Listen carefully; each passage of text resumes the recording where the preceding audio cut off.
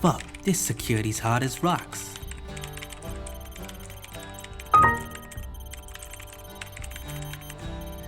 This tech is brand spanking new. It ain't easy getting in. Hey!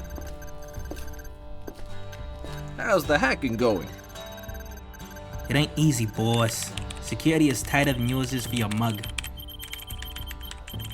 I do like my mug. As I remember you saying. We have to know how the true schedule is looking, and if we can meddle some plans for ourselves.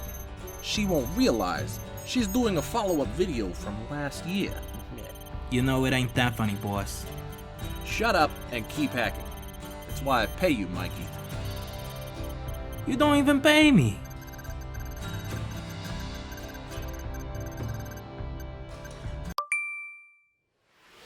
Okay, I'm in.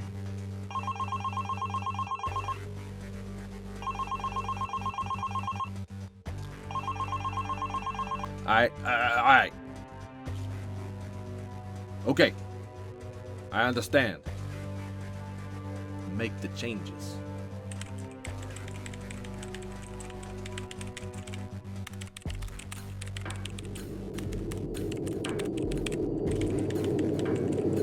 Change is alive, boss.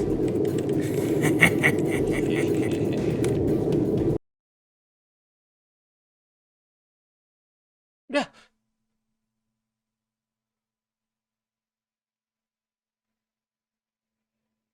Oh, I should probably work on the next video. Right, what do we got? G2A. Oh, okay. Wait, who am I talking to? Hey you! Do you like watching Rozzachu content on twitch.tv/Rozzachu and have no friends?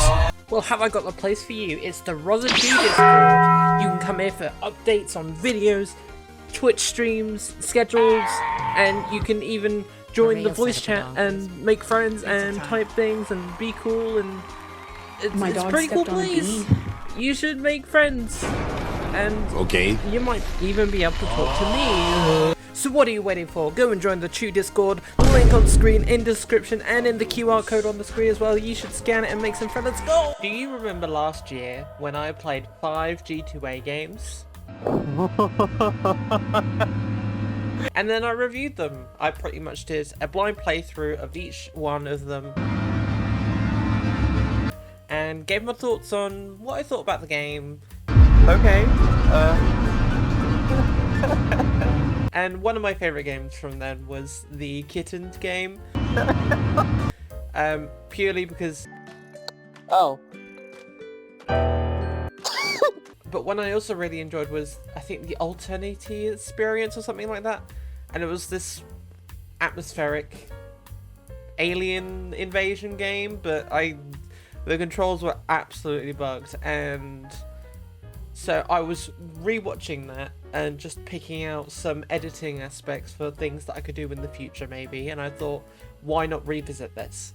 Why not go back on G2A and get 5 more codes to review? And so I went on G2A, and instead of actually having the 5 G2A keys there was another tier, a platinum tier, 3 games for about the same price, but I think more high quality, I guess. So I thought, this is a sign, I have to make this video. So I bought it, I downloaded all 3 games, and I'm going to play them, and I'm going to see what I enjoy about them. Just like the last year video, but except it's this year, and it's slightly different. It's a sequel, but it's also not a sequel.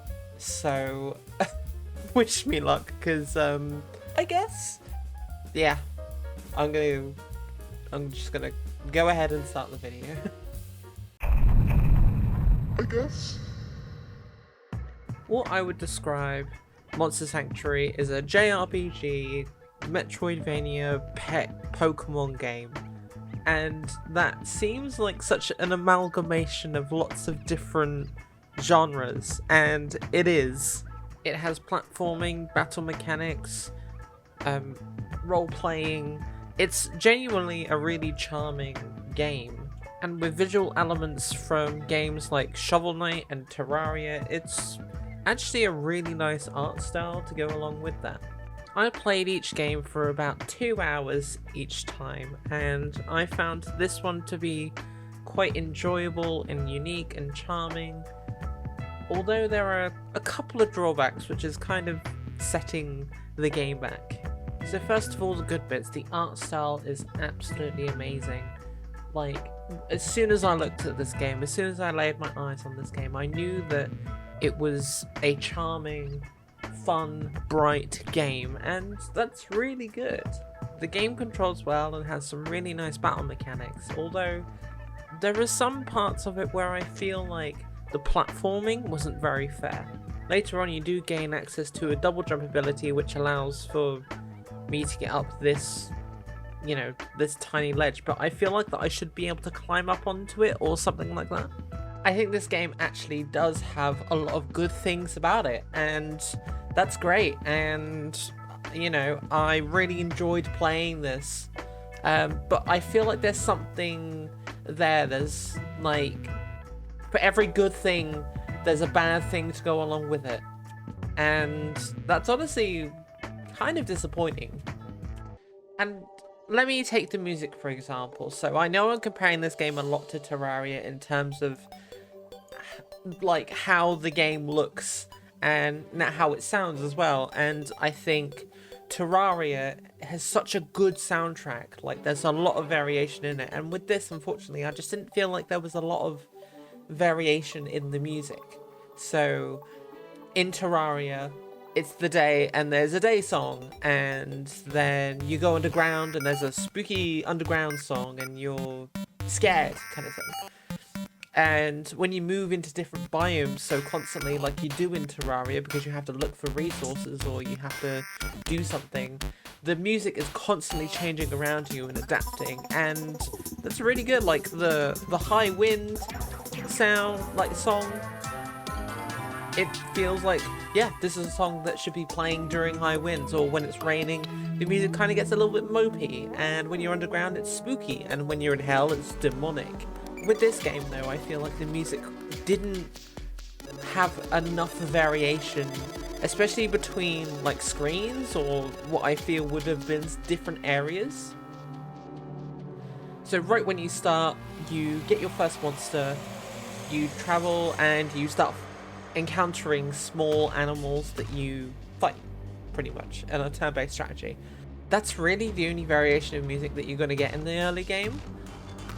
You do eventually go into like this big cave for like the tutorial, but the music doesn't change. So by the end of my play session playing this game, I felt like I had a headache because I just heard the same song over and over and over again.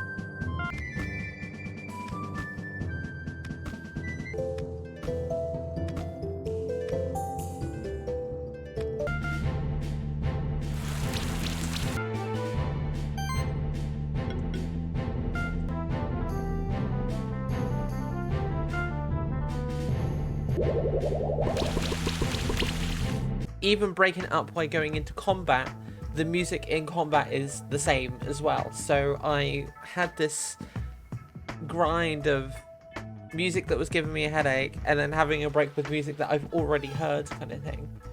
And the thing about Terraria is like, yeah, because you're moving in lots of different places a lot of the time, the music changes and adapts around you. But in this game, it just felt like a bit grating at some point. And when I actually found a new area where the music had changed, I sighed with relief because I didn't have to listen to the music from the previous area. And moving on to some of the battles, I felt like they controlled well. The pacing was really good. It was easy to understand the mechanics, and I will say this, the skill tree idea of leveling up each monster or pet or whatever you want to call them, the skill tree is actually a really nice implementation, and I actually really like that. That you can min-max certain abilities. That's really cool. I've just come off playing Yakuza 0 recently, and I'm playing Yakuza 1. So this is like, this shares similar things to that, and I found that really cool. On the flip side of that, I found the boss battles to be not tense enough. Like, I did not feel like I had to strategize or anything like that. I felt very on autopilot. There wasn't any tension in there. Like in Pokemon Emerald, I'm always scared of Brawly, because he's much stronger than Roxanne is, and you kind of have to grind a little bit. And like going into his battle, it's kind of a bit scary to go against Brawly. But in this, I just found the bosses just to be an extended battle. I basically used the same strategy every time. I started off by buffing my own characters, acid raining and poisoning the enemy, and then just pounding them with the combo, which again is a really nice system. Like the higher combo you get, the more damage you do, but then that incentivizes doing more hits so you can do the more powerful attacks later on, and that's good in terms of like letting the player figure out the best strategy to kill something. But I felt that there was no tension at all. I wasn't scared. It was just like, oh, here's just a big guy. Let me set up my own buffs and set them their debuffs and just hit until they die, kind of thing. So I felt that it was very underwhelming for the boss battles, and it could have pretty much done more, to be fair.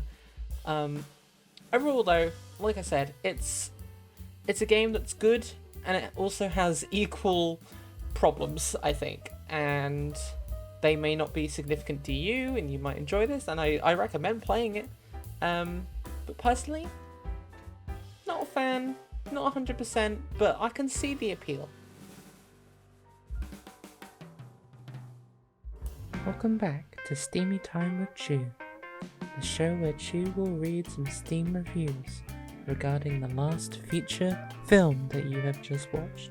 In this episode, we'll be reading reviews from the hit game Monster Sanctuary. Please enjoy. Good evening. Today, I'll be reading some Steam reviews regarding Monster Sanctuary. As you can see, the game currently has very positive reviews. Monster Sanctuary merges a complex turn-based combat RPG we're used to seeing in big JRPG productions with Metroidvania-style exploration, and succeeds in both genres. Pixel-perfect jumps alternate with tactical battles down to the last hit point, and we'll need the help of our monsters to overcome difficult areas and solve puzzles. Meanwhile, an interesting storyline compels us as we catch enemy eggs, Pokemon style. So many genres mixed in one game, and such a pretty one to boot. Highly recommended. I agree with this, actually. There is, as I said, a mishmash of different genres playing all into each other, and I find that really good. Although, some of my personal grievances, this person has put in over 1,000 hours into this game, so I think they probably have a little bit more credibility than I do, who tried it for 2 hours. However, yeah. Worth a look, but with a giant overshadowing caveat. 100 plus critters await you here, and build a tiny team of 6 is your challenge. Lots of variety in designs, plenty of building possibilities, and getting those synergies on your team going is quite nice. Interesting to see more of the map as you get critters' powers as well. Mechanically, there's very little wiggle room. Every battle is ranked purely upon utterly stomping the enemy, health, speed, damage, and buffs, debuffs. To get maximum rewards per battle, you need to end a battle in one move at the very start of the battle. This applies to boss battles as well, meaning there's not many options at all if you want to achieve maximum ranking. That is something I actually agree with. There is a ranking system. When you defeat an enemy, you get ranked on it. And the higher rank that you get, the better loot that you get. And yeah, I found it very difficult without ending the battle within 2 turns, 3 turns. It was very difficult to get 5 stars. This person's just put yes. If you enjoyed Metroidvania type style games with JRPG and Pokemon elements, you're gonna love this game, and that's great. And to see that it's even still being supported as well, that's so cool. So yeah, this is definitely worth a pick up, especially because it's currently £5.43. So it is the summer sale when this video goes up. So yeah. I guess. Driftland, the Magical Revival, is actually a really interesting real-time strategy game mixed with like a town management buildy kind of game, and honestly it's really good. Like, I don't know what it is about these G2A things, but I always get games that I never play, and it was really interesting to actually see. Like, I have dabbled with the city management type stuff, like the survival city buildy civilization games, that's what I should call them. I never really got very far, and I'm terrible at them, but I can see myself playing actually quite a few games with this. What separates this from other civilization games is that it's fictional and it's based around having magic and mana, and obviously you've got the resource management as well, and you have to choose certain areas to mine for certain resources. The interesting thing about this is that it's all set on floating islands, so every island has unique traits. So one can have a massive stone that you can mine on for ages, or it might be a forest, and you can actually send like these eyes out into the fog of war, and then you can manipulate and move around the islands, so you can basically build an empire. And I really like that about this. You can also summon your own, like, golems, that kind of thing.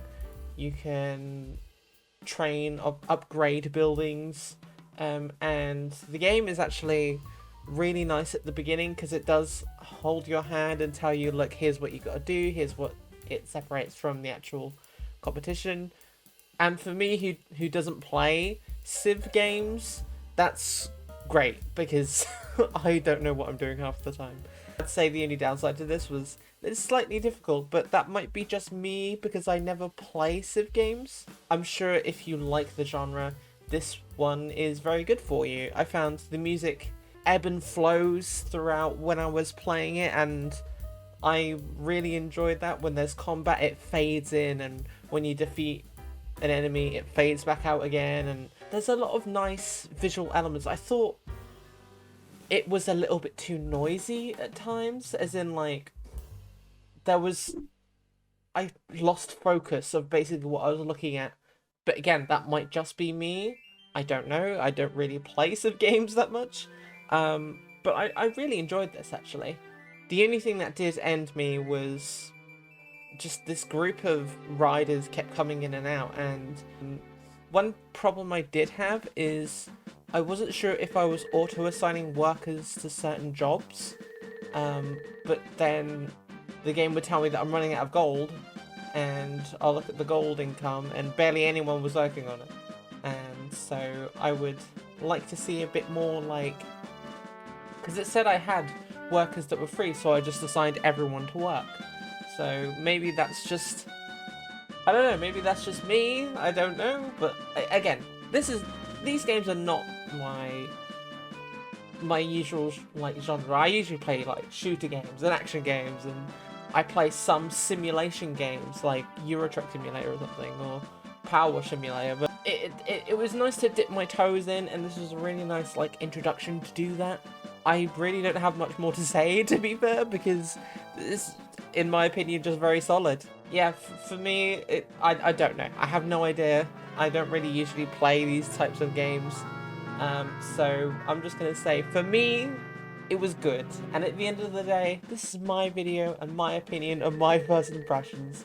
So you may come out with a different experience, but I personally recommend it. Yes. Welcome back to Steamy Time with Chew, where I, Chew, read Steam reviews for yous. I guess? We will now be reading reviews for Revival, Magical Kingdom, Civ game. Please enjoy. Driftland Magical Revival, here we go. So, it's a mostly positive game. I don't know if it's actually had any recent updates, to be fair, like as in like recent reviews, because there are no recent reviews category, which is very strange. But this game came out in 2019.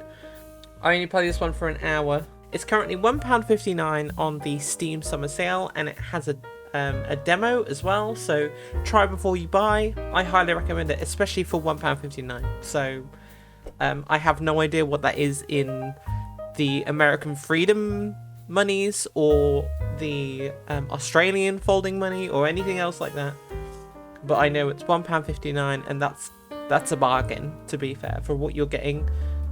This is such a high quality thing. I would definitely support the developers. So looking at some reviews here, some say it doesn't have multiplayer, so it's improper marketing. It's broken. Of playing co-op, which seems to suit the game mode very well. Unfortunately, the multiplayer does not work. So there seems to be a couple of issues around the multiplayer. And apparently the AI is stupid. I personally didn't notice that. I thought they were kind of relentless, to be fair. Oh, I did realise that my guys would run away sometimes or path weird, but I can just like, I can forgive that, if that makes sense. RTS is for old and slow people who have given up on the RTS genre like me. Warning, the pacing is really, really slow, but I'm the kind of gamer that wants to smoke a cigarette and drink coffee while he plays. I can do that here. The game is practically begging you to pause and give orders, and that works perfectly. Plenty of time to mull you over for your next move. That's actually really good. Like, again, I'm not really a great RTS player or a Civ player or anything like that, so pausing seems like a good idea, and I never paused because I'm impatient. This person says it's like a city building game, and that's what I said, actually. Just bearing in mind, I don't read any of the reviews before I play these games, just so you know. Like, I only see the score at the top, and that's it. I don't scroll this far down. So this person's saying it is city building with a little bit of RTS, which I agree with. Not enough people know about this game. It's solid as fuck, old school RTS. Even if this reaches about 5 people who've never seen my channel, I recommend this. Definitely get it. But yeah, it's like an RTS city builder game, Civ-like, and it has magic, and yeah, this person's put it correctly. I like it. Reminds me of Civ 5, but with magic and wizards. But apparently the multiplayer is kind of buggy. So if you're looking for, I guess, a traditional slow RTS city building game, this is the one for you. And it's got a Discord, and yeah, it seems to be pretty well received. So I definitely recommend this. £1.59. Enjoy, guys. I guess. Iron Danger is akin to a game like Diablo, or it's got Diablo type gameplay in it, but I'm just gonna call it a Diablo game because I'm not quite sure. It's a top-down game where it stuff happens. There's a video game. So this game genuinely was really gorgeous. Like, I found this game to be really uniquely styled, really nice to look at. The voice acting, I've got to say, is very, very good. I thoroughly enjoyed the characters and the way they interacted with each other, and like just the general vibe that I got from this game. Excellent. It's a very good game. You start off by visiting this guy, and then you do a flashback, and then it leads up to that point, and it's really good as like a tutorial, because when you're like thrown into the game, you're in like this terrible situation and you have to figure out how to get out. That's like the perfect way on how to like introduce controls. Guild Wars 2 did the same thing if you play, I think, as a human. And one of the storylines for a human is that you're dropped into this awful event, and you have to find your way out, and you learn how to use the controls and everything. I really like that, actually. The music's very good, and it has this unique mechanic where you can travel back in time, so you can kind of manipulate battles in your favor. So if you take damage, you can go back just before you're about to take a hit, and you can block, or you can dodge. I found that really cool. And it has like this also D&D aspect to it in terms of the combat as well. So like you can't hit someone who's too far away. It takes a certain amount of time or a certain amount of steps that you have to fit into a sort of condensed area, and that's really cool. I really like that. Genuinely, I had a really good time playing this. I thought the story was a little bit cliche from what I played, that you're the chosen one and you gain these mysterious powers because you almost die. Well, you die, but then you're resurrected, and like, again, like, I can't fault it too much. It's done very well. Again, the characters are really good. One thing I did notice, and this might be just me again, I'm not that much of a Diablo player. I don't play those kind of games. I thought the combat and the time mechanic felt a little bit clunky at times. And what I mean by this is that at one point you control two characters who can time travel, and figuring out ways that you can use them both at the same time, really satisfying. I just found it a bit clunky, and it was really hard. I noticed there were a couple of bugs, like visual bugs, and there was one major bug that I found where one of my characters, who is necessary for continuing a puzzle, got caught behind a fallen down tree. I tried everything to break the tree and nothing worked. The tree fell down, my characters got separated, and then I couldn't continue the game, which is why I finished playing it, because I was like, you know what?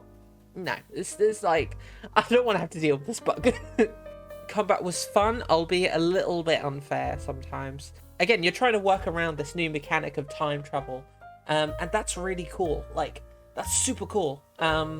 But then you get ganked by like 4 enemies, and you have to like figure out how to block, or block the most amount of damage and take the least amount of damage. I found that very odd and strange. I don't want to take damage in games, so it was kind of frustrating in a way where like you'd have 4 people coming at you. You can only do so much in so little time. I felt very overwhelmed. Maybe if you're controlling one character for a certain amount of time, the other character becomes autonomous and can do things. I don't know. I'm not a game developer. I don't know how that would work, but that's just my 2 cents. There's this really cool thing you can do on the menu as well. You can click on the water and it makes a ripple. I thought that was cool. Honestly, if you like these kind of top-down adventure games, I'm sure you're gonna love it. I'm not really a big kind of top-down Diablo type player, but I can really see like that this game is full of charm, and the voice acting is really, really good. This is definitely like a recommend from me if you like this kind of game. I enjoyed it, and I don't play these kind of games, so that just goes to show how charming it was, really. Welcome back to Rozzachu's Steamy Time, the show where... Okay, so Iron Danger, final video review thingy mabobber. So it has mostly positive reviews, 75% like this game, and it came out in March 2020, which is fairly recently, to be fair. So the first off, which was the most useful Steam review, at the time of writing, 6.3% of people got the achievement for finishing Iron Danger, and now I am one of them. I can only assume this is a rather low percentage for a game that has never been given away for free so far. Stems not from the game being overly difficult, but rather being really clunky and unfun to play. Let's start with the positives. The outside of the game is efficient and clean, has a very fitting and pleasant soundtrack, and the voice acting is decent. It's a pretty cool mechanic. This is the time thing I was talking about. But it has two massive problems. First of all, it makes all battles essentially inconsequential. That's very true. Death doesn't mean anything as you can just rewind. Again, very true. And every enemy action can be countered that way. Again, very true. It also has implications on the stories. You can't really fail. The second problem is that it makes battles very clunky. You usually fight 4, 5, or even more enemies at a time. They chuck grenades, use skills, and more ranged attacks. You will constantly get hit, have to rewind to dodge the attack. This is exactly what happened with me when I was playing, so I found this to be to a T. Basically this guy is just like... This is just what I've basically said. Couple that with the dreadful optimization, dropping as low as 25 FPS on my pretty good PC. I had very similar issues that I did not say. I had issues of frame rates, and I turned down the graphics, and I still had issues with frame rate. Basically, the optimization isn't that great.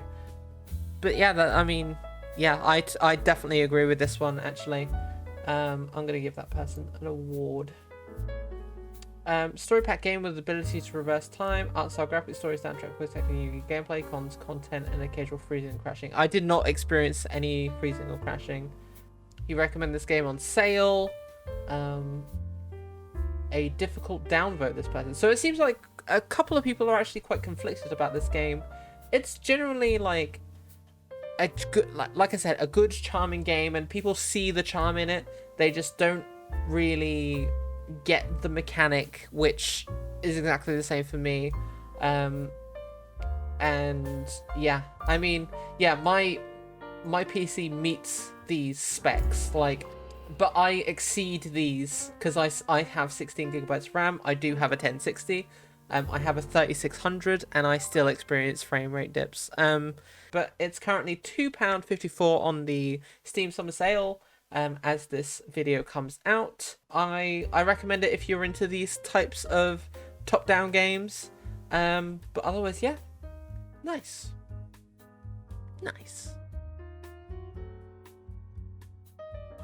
So, what have we learned today? What did we learn last year? Last year we learned that we can have fun with a bunch of random games. This year we learned that actually these games aren't terrible, and honestly, it's so cool to see like a variety of different games. I'm very set in my own ways in that I love the games that I like to play. I love survival games, I love simulation games, I love action games, you know. Like, these are the games that I love and crave and I want to play. Shooter games as well, I absolutely love shooter games. But it was really cool to basically dip my toes into the water and some new genres and to experience something new. And honestly, I recommend like these games. They are charmful in their own unique ways. They're good, they're fun, and really enjoyable. And at the moment, they are dirt cheap. So I definitely recommend, if you love any of the genres of these, if you love any of the genres in these games, definitely pick it up. Now, the real question is it worth it to buy random Steam keys from G2A in sort of a loot boxy box surprise fun? No, it is not fun. It is not good. Do not support G2A. I did this for a stupid video. Don't do this. I've given them 20 of my great British pounds. You don't need to do this. Buy the games directly from Steam, which will support the developer, because G2A is scummy and weird and scary, and I'm scared. Please just buy the games from Steam. It will help the developers, okay? So just buy the game. So yeah, that's it. Thank you so much for watching. I appreciate it. This is a very me, so if you're watching for the first time, I appreciate if you did subscribe. I do a bunch of different videos, so you might see gaming videos or funny moments with friends. clips from my Twitch channel, like the best of 2022. That's definitely coming up this year. Like gaming challenges, collabs. I'm basically working on a lot of cool stuff at the moment. But I can't wait to show you all. And yeah, if you did enjoy, please do leave a like. Do all that gubbins. And I shall see you in the very next video that I make. It could be anything. So just stay tuned. Have a good night, guys. Have a good day, guys. Have a good morning. And you're cool. Thank you. Thank you for watching. Thank you so much. Thank you. Be sure to like the video, subscribe to my channel. It costs you nothing, and I wish you all the best. Dun, dun, dun, dun, dun, dun, dun, dun, dun.